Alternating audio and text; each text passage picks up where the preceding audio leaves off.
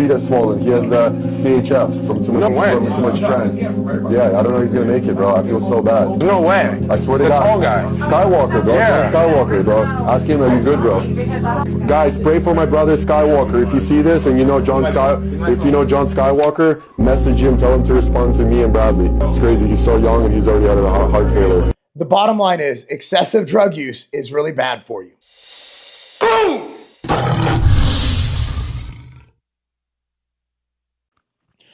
Boom! What's up, everyone? Marc Lobliner, TigerFitness.com. So Jon Skywalker, 31 years old. From what I can tell, he has suffered a heart attack. Now, a month ago, people were talking about how he was hospitalized, critical condition, some heart issues, right? This doesn't look good. Apparently, he hasn't been returning people's texts. He's in very bad condition. And apparently, he's also been very communicative with people throughout this ordeal with his heart. So what causes this? Well, I mean, we just got to be honest, intellectually honest here, is that some people just have health issues. And some people get sick. And some people, don't live. They end up passing away. But as we look into this, it seems like there are some things that are contributing to his health problems. There's a guy who on social media, is pretty reckless, I would say, with his steroid use. Also, very open about use of other drugs. Now, people might say it's the other drugs, and that's what's causing it. It's definitely not helping it, right? But you have to realize bodybuilders are actually using less recreational drugs now. I don't think people who are younger realize the 90s, right? The 90s, the early 2000s, like after the Olympia, there were these after parties that were absolutely wild. Bodybuilders doing cocaine, copious amounts of alcohol, other drugs involved. Like bodybuilding is a party sport. I've walked into parties before. I walked right out most of the time. I've walked into sex parties. I'm not even joking. I'm not going to tell the background story because some people were there who probably don't want people to know they were there. I literally went to this party. It was supposed to be just a get together. My buddies at the time, my clients, I was working at Weeder Publications, walked into this house, large house, very well-known individual. And the first thing I saw was a woman filleting a male. And it was quite a sight. So being that I was engaged at the time and I didn't want to be caught up in a situation, I turned my butt around, walked right out and left. But that was enough for me to see. I've seen a lot of other things in this industry. Now, the after parties are one thing, but bodybuilders, if you don't realize, like in the 90s, Craig Titus, Chris Cormier, these guys were party animals. Like Craig Titus ended up going to jail. So did his wife, Kelly Ryan, for some drug-induced crazy story. If you look at the Craig Titus story and the Kelly Ryan story, it'll blow your mind, right? So recreational drugs and bodybuilding, it's not a new thing. It's definitely not a new thing. It's something that's been going on for years and years and years and years. The problem is, even though on the professional level, like you don't see that anymore. Brandon Curry's got 4 kids. He's not going to go out and get crunk. Samson's coach is his wife. Derek is a devout Christian. Hadi is obviously a very religious man. So you look at bodybuilding now, it's actually in the professional ranks. It's actually the cleanest it's ever been. Not going to do that debate about they're taking more steroids, they're taking less steroids. But as far as the recreational drug use and the partying, I will say that bodybuilding is the cleanest it's ever been, at least in recent history. I don't know about the 60s and 70s, but the 90s, early 2000s, definitely a party era, and I was there to see it. So I speak from firsthand experience.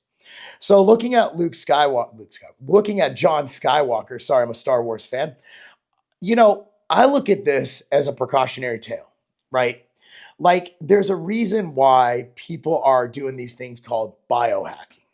And I don't like that term. I've used it before, but biohacking, the way I look at it, is essentially taking steps, whether it's cold plunge, whether it's nutrient intake, whether it's different things with sunlight. It's ways to help your body optimize itself so you can live longer, healthier, better lives.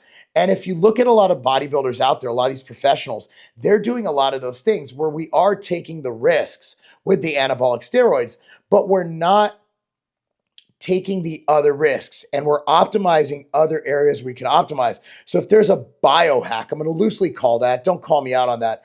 if there's a strategy, let's say, to help improve liver health, if there's a strategy to help improve your circadian rhythm to get better sleep, if there's a strategy to make sure your organs and all those things, whether it's a supplement like ambrosia nectar or whether it's drinking water with lemon in it, whatever it is, I'm not saying those are the things, right?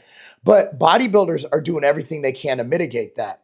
The thing I see when you look at these heart issues is steroids don't directly cause death, right? You don't inject testosterone and just keel over. It's not like DNP. It's not like insulin. It's not going to cause those things. A lot of these guys are also using those, right? But insulin's a thing. It's acute. Like if you control the dosing acutely, it's probably going to be non-harmful to your body. Probably. Again, this is speaking just in normal dosing and not going hypoglycemic and dying from the shot right there. So if you look at steroids, they don't kill you directly, but they definitely contribute to your morbidity risk. And here's the reason why. It increases your LDL. It does horrible things to your HDL. It has issues with, it can, the thing about the data on enlarging the heart is athletes naturally have larger hearts. I've yet to find data that conclusively states that athletes versus steroid using athletes have a correlated growth of the heart. So athletes, for example, Olympic marathoners, sprinters, just really good athletes, they're going to have a larger heart because you're working it more. And while it's a different kind of muscle than your skeletal muscle, you're still going to have hypertrophy of the heart if you're using it like a elite athlete does. So when I look at the risks, if you live in that life where you're not getting enough sleep, where you're taking alcohol is poison to the body. So steroids abused or in excess of getting up to normal levels like TRT, it's definitely something that's toxic and harmful to the body. It's just to what degree? Will it take years off your life? Will it hinder your ability to live a long, healthy, and optimal life? And the answer is probably. Excessive steroid use will probably lead to some issues later on. But when you look at the heart, that seems to be the thing that is really affecting bodybuilders. Look at the current deaths of a lot of well-known bodybuilders. It's usually cardiac related. Now, I will say a lot of these people could have had congenital issues, but it seems to be affecting bodybuilding and these influencers who live hard. Basically, what is it? I'm not here for a long time. I'm here for a good time. So when you're young, and I didn't really have this mindset because, again, I got married at 21 to my high school sweetheart, and I started my businesses, and I was in, corporate America at 19. So I didn't really live that sowing your oats life. So I can't really speak to that. I was an old soul in a young body. Now I'm a young soul in an old body. So I look at what's going on, and the reason we do these videos is to kind of a precautionary measure. The outright bar is back in stock. So here's what we did. As you know, the bar is the best when it's the freshest. So what we did, we ran out of all inventory and we are bringing them back. 3 to 4 bar flavors at a time, week after week after week after week. If you go to the Outright Bar page on tigerfitness.com, it has the dates listed to when your favorite Outright Bar is back in stock. So go to tigerfitness.com now and stock up on your favorite Outright Bar. There's always a reaction for every action, whether it's positive or it's negative. So if your action is to live a unhealthy life, to intake poisons like alcohol and cocaine, to use excessive amounts of steroids, that might make your life really good at that moment. Like, look at this. Like with this guy's persona and Togi, who I met, awesome guy. I love Togi. But Togi is 22 years old and he's living his best life ever. And he's making a ton of money. Dude drives a Lambo. Like he's living his best life. The problem is when you're living your best life, you tend to overlook what your life's going to be like in 10 years. I think it was Sugar Ray, the rock band in the 90s, right? He actually made an album called 15 Minutes. And the reason he called it 15 Minutes is he knew that his 15 minutes of fame would be over, that it's not going to last long, that he was basically a one-hit or two-hit wonder. Now, the problem with social media is it rewards excessive or watchable behavior. Like there used to always be a saying, like you watch NASCAR races for the crash, right? Like the race is boring, but you're waiting for that crash. It's a very terrible thing to say, right?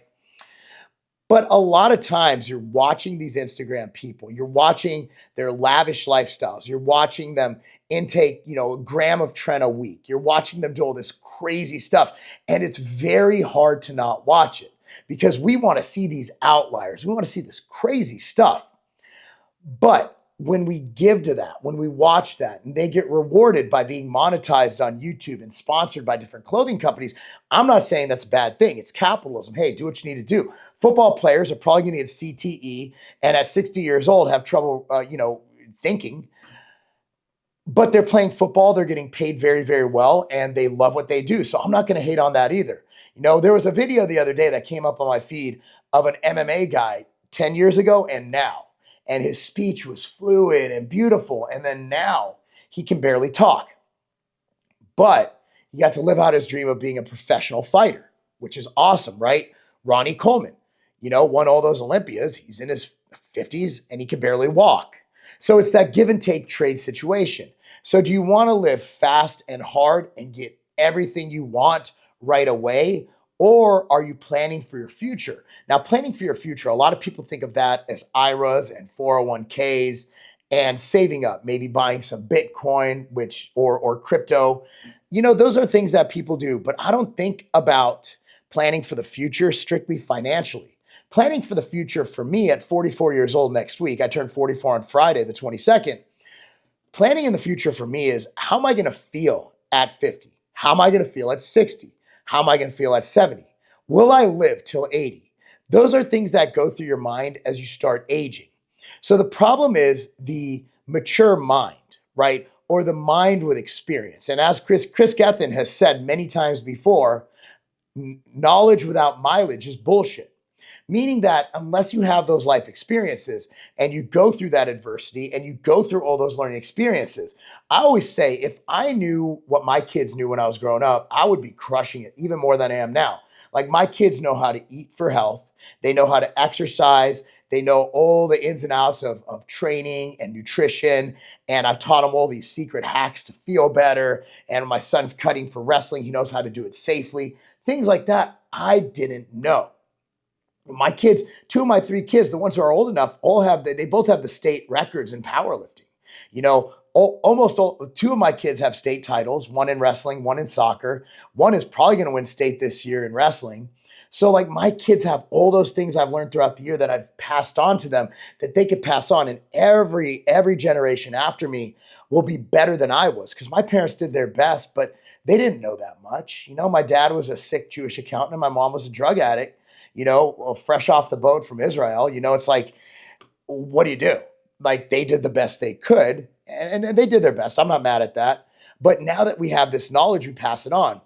But unfortunately, a lot of kids who maybe their parents don't know, or maybe he posted something and he's like, oh, well, I got likes on this. Then he went more extreme.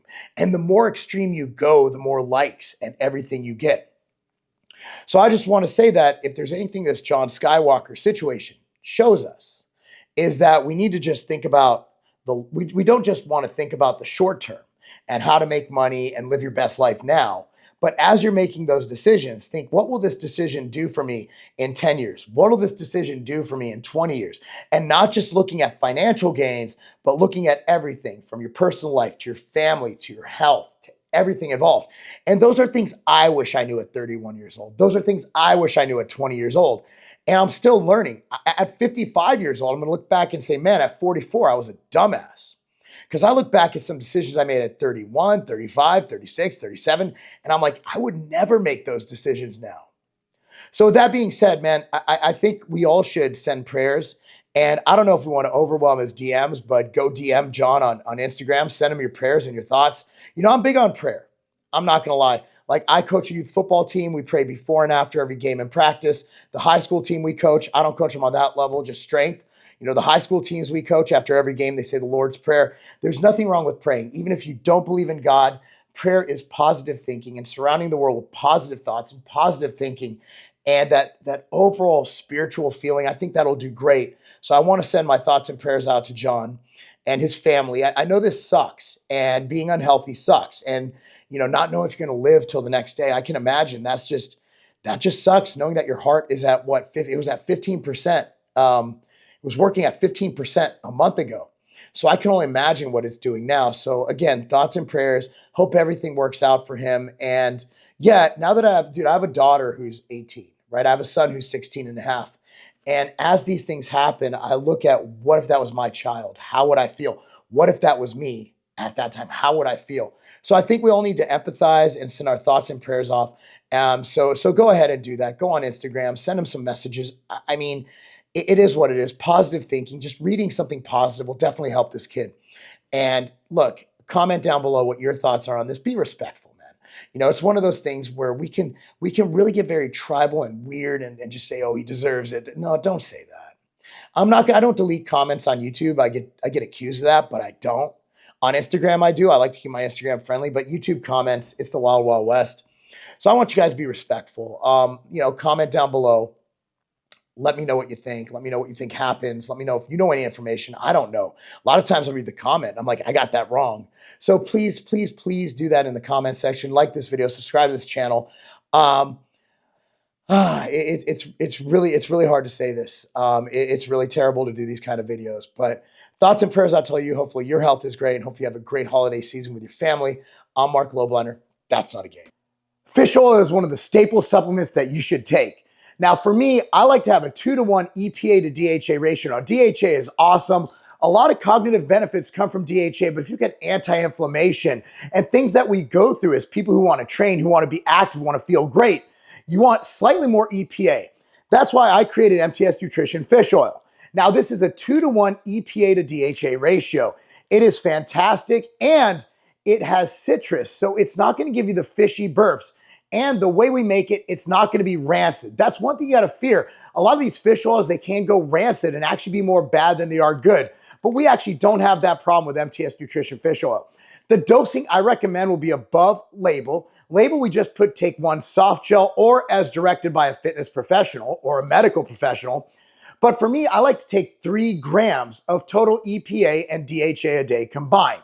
So with that said, I take 5 MTS Nutrition Fish Oil a day. Now, I love my brand. I recommend it. It's a tremendous value. Available right now at tigerfitness.com. If you want a great fish oil, if you want to support a company who loves you, support a company who doesn't hate you, support a company with the best customer service and people, American family-owned company, MTS Nutrition, tigerfitness.com. Get your fish oil today.